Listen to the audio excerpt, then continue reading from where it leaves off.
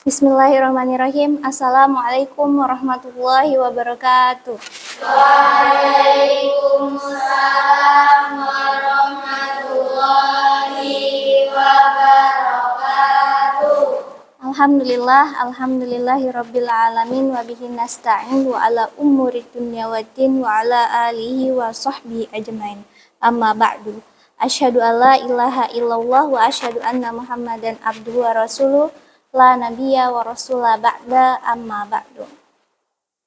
Hayya nabda bi qiraatil basmalah saliyan.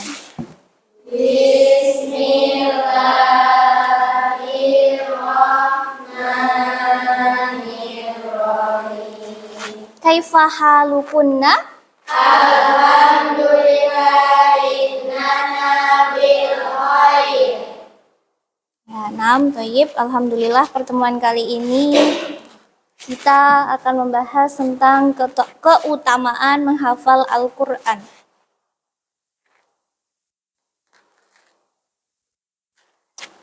Al-Quran itu mudah dihafal. Jadi dalam surat Al-Qamar, Allah itu sudah berjanji pada surat Al-Qamar ayat 17, 22, 32, dan 40, yaitu walaqad yasarnal Qur'ana lidzikri fahal min muddakir. Yang artinya, sungguh kami benar-benar telah memudahkan Al-Quran sebagai pelajaran, maka adakah orang yang mau mengambil pelajaran? Di sini lidzikro di sini itu berarti bukan berarti tentang pelajaran saja, tapi menghafal, memahami gitu. Jadi Allah itu sudah berjanji sebenarnya bahwa Al-Quran itu mudah dipahami, mudah dihafal, dan mudah dipelajari. Jadi nggak ada alasan orang yang susah menghafal itu tidak ada. Al-Quran itu sudah dimudahkan tanpa batasan apapun. Walaupun umurnya sudah tua, masih muda, EQ-nya lemah atau EQ-nya tinggi, dia punya kebutuhan khusus atau apapun, tetap mudah. Kita bisa ngelihat contohnya dari sahabat Rasulullah itu, Abdullah bin Ummi Kulsum. Beliau orang yang buta, tapi beliau hafal Quran. Kemudian Umar bin Khattab, beliau dulunya pendosa. Kemudian masuk Islam karena mendengar surat At-Toha dan menghafal Al-Quran, hafal. Walaupun usianya tidak lagi muda. Kemudian kita bisa lihat zaman sekarang masih ada orang buta yang hafal Quran. Banyak kan? Banyak. Orang yang kemarin 2019 ada yang mengikuti Hafidz Indonesia yang namanya Najah. Pernah ingat gak? Najah ya. Beliau itu punya kelumpuhan otak, tapi beliau hafal Quran. Nah, itu adalah bukti bahwa Al-Quran itu mudah dihafal tanpa batas apapun, tanpa batasan apapun. Gitu.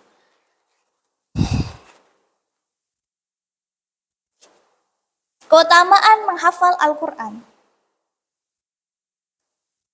Jadi, dalam riwayat hadis Bukhari, kita bisa menjadi manusia yang terbaik dengan menghafal Al-Quran. Sebaik-baik kamu adalah orang yang mempelajari Al-Quran dan menghafalkannya. Khairukum man ta'allamal Quran wa 'allamahu. Terus ada lagi, Al-Quran itu memberi syafaat pada hari kiamat. Menurut hadis riwayat Muslim, bacalah Al-Quran, sesungguhnya ia akan datang pada hari kiamat memberi syafaat bagi ahlinya, yaitu orang yang membacanya, mempelajarinya, dan mengamalkannya. Tapi harus hati-hati juga. Kita bisa diberi syafaat oleh Al-Quran, tapi Al-Quran juga bisa menjadi hujah untuk kita. Ya, jadi ketika kita menghafal Al-Quran, kemudian melupakannya, Al-Quran juga akan datang. Al-Quran akan bersaksi bahwa si fulan menghafal Al-Quran kemudian melupakannya, maka tempatkanlah ia di neraka. Ya gitu. Ada. Kemudian yang ketiga, memberi syafaat kepada keluarga. Ini cukup familiar di kalangan kita pada para penghafal. Dari Ari Karamullah Wajhah, ia berkata bahwa Rasulullah SAW bersabda, Barang siapa yang membaca Al-Quran dan menghafalkannya, lalu menghalalkan apa yang dihalalkan dan mengharamkan apa yang diharamkan, maka Allah akan memasukkannya ke dalam surga, dan Allah menjaminnya untuk memberi syafaat kepada 10 orang keluarganya. yang kesemuanya telah diwajibkan masuk neraka. Nah, Masya Allah ya, ketika kita hafal Quran, hafal, mengamalkan, terus mengajarkannya, maka kita bisa memberi syafaat kepada 10 orang keluarga kita yang tadinya mau masuk neraka, yang sudah harusnya masuk neraka, kita bisa panggil lagi. Ya Allah, misalnya, orang tuaku masuk neraka, masukkanlah mereka ke surga, karena aku sudah bersusah payah menghafal Al-Quran karenamu, bukan karena dunia. Gitu. Terus,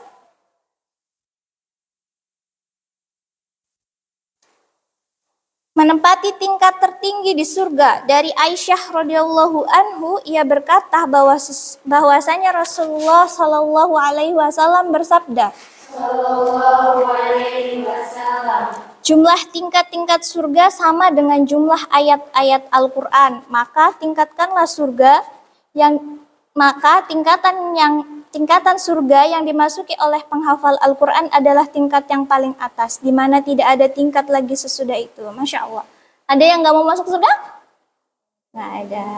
Jadi jadilah penghafal yang mengamalkan dan mempelajarinya. Berapapun yang dihafal. Kunci menghafal Al-Quran. Pertama, luruskan niat. Penting ya untuk meluruskan niat. Jadi nanti tuh ada di akhir zaman hadis Rasulullah, 3 orang yang masuk neraka. Salah satunya adalah penghafal Al-Quran. Kenapa? Karena kata Allah dalam hadis itu, karena umatku itu menghafal Al-Quran bukan karena aku, tapi karena qori, untuk menjadi popularitasnya, untuk kehidupannya, bukan karena aku, maka dia akan masuk neraka kayak gitu. Walaupun dia hafal Quran dengan bacaan yang baik, dengan bacaan yang tartil kayak gitu. Tapi bukan niatnya karena Allah, akan tetapi niatnya karena ingin populer aja di dunia gitu loh. Maka itu akan masuk neraka. Makanya pentingnya niat. Dan kalau yang masih merasa ada yang kesusahan dalam menghafal, coba introspeksi lagi dirinya. Coba pahami lagi dirinya. Adakah mungkin dosa-dosa yang masih mengganjal? Adakah niat yang belum lurus ketika menghafal? Itu penting. Ya, luruskan niat, akrabkan diri dengan Al-Quran. Caranya apa? Bacalah Al-Quran. Baca terus Al-Quran. Kalau dulu saya waktu jadi penghafal, masih menghafal, sekarang pun masih menghafal. Hanya dulu waktu masih pelatihan, selalu dibilangin kalau misalnya hafalannya susah, berarti ayat yang kamu hafal itu ingin menggugurkan dosa-dosamu. Makanya dia susah untuk masuk dirimu agar terus diulang-ulang sama kamu gitu. Atau ayat ini sangat rindu sama kamu. Makanya dia pingin diulang-ulang sama kamu. Makanya jangan menyerah ketika kesulitan dalam menghafal. Siapa tahu dengan kesulitan menghafal itu, pahala kita lebih besar. Dosa kita diluruhkan. Dosa kita diampuni gitu. Maka jangan pernah berputus asa. Yakin, yang kedua yakin dan perbaiki bacaan Al-Quran. Yakin juga penting. Karena ketika menghafal, biasanya syaiton itu memberikan was-was, bisikan-bisikan ke dalam dada manusia. Untuk nggak mungkin, kamu tuh hafal Al-Quran yang setebal itu, nggak mungkin, kayak gitu. Setan itu terus masuk ke dalam diri, ke dalam otak, ngasih tahu ke kamu, ngasih bisikan. Nggak mungkin kamu hafal Al-Quran yang setebal itu. Nah, kuncinya apa? Kita yakin. Karena Al-Quran itu mudah. Allah sudah menjanjikan Al-Quran itu mudah. Terus yang ketiga, buat target dan jadwal waktu hafalan. Buat target. Supaya apa? Supaya istiqomah. Ketika kita tidak punya target, tidak punya jadwal, hafalan kita akan berantakan. Kita nggak tahu kita mau hafal sampai mana. Kita nggak tahu kapan-kapan waktunya, kayak gitu. Tapi ketika sudah disusun jadwalnya, targetnya, bulan ini harus dapat berapa, minggu ini dapat berapa, maka akan lebih istiqomah dan tertata, kayak gitu. Terus rajin merojaah Al-Quran. Nah, ini juga penting, merojaah Al-Quran. Karena Al-Quran itu walaupun mudah, tapi kebanyakan manusia juga mudah melupakannya. Ketika tidak merojaah, ya lupa. Kayak gitu. Dan kalau lupa, Al-Quran akan datang lagi di akhirat nanti. Ya Allah, itu fulan, dia menghafal Al-Quran tapi dilupakan sama dia. Bawalah dia ke neraka karena melupakan petunjuk-petunjuk darimu, kayak gitu. Makanya rajin murojaah itu penting. Ya. Terus yang kelima, gunakan satu jenis mushaf Al-Quran. Nih, yang sering-sering ganti-ganti Quran kalau ngafal, biasanya susah. Karena otak kita kan ngerekam bukan dari bacaan yang kita dengar doang, dari yang kita lihat. Kalau misalnya kita gonta-ganti Al-Quran yang tulisannya aja udah beda, apalagi yang Al-Qurannya ada warnanya, tiba-tiba nggak ada warnanya, itu nanti lebih sulit. Makanya biasanya para muhafidz itu, para musrifah yang mengumpu Al-Quran, tahfidz Al-Quran itu biasanya nganjurinnya satu. Al-Quran itu satu, nggak boleh berubah-ubah. Kalau kamu mau ngafal pakai mushaf ini, pakailah mushaf ini. Kalau mau pakai mushaf yang itu, pakai yang itu. Jangan ganti-ganti. Terus yang keenam, istiqomah, kemudian ikhlas. Istiqomah ini apa? Terus menerus ya. Ada waktunya futur, tapi tetap istiqomah kalau kalian punya target tadi. Terus ikhlas ketika apa? Ikhlas ketika sulit. Karena Al-Quran itu jaminannya surga. Dan surga itu walaupun kelihatannya mudah, mesti ada susahnya. Contohnya gampang lupa.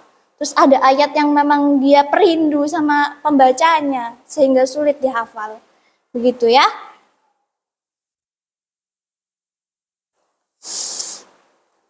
Nih, dari hadis riwayat Ibnu Majah, barang siapa yang membaca Al-Quran dan menghafalkannya, maka Allah akan masukkan ke dalam surga dan memberi syafaat kepada seluruh orang, 10 orang keluarganya yang seharusnya masuk neraka. Nah, itu keutamaan dari Al-Quran.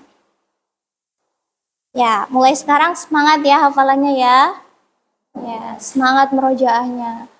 Hafalan itu mudah, tinggal kitanya introspeksi diri. Apa yang salah ketika sulit itu apa yang salah dari kita? Adakah niat yang belum lurus? Apa cuman karena disuruh ustazahnya hafalan, merojaah sampai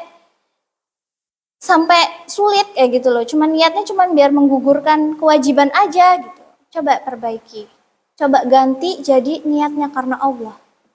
Karena Allah sudah menjamin surga untuk para penghafal yang mengamalkannya. Tidak perlu 30 juz.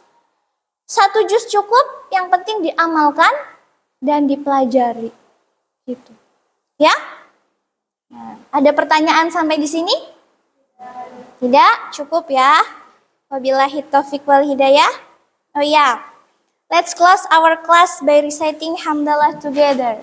Alhamdulillahirabbil alamin. Wabillahi taufiq wal hidayah. Wassalamualaikum warahmatullahi wabarakatuh. Waalaikumsalam warahmatullahi wabarakatuh. Jazakillahu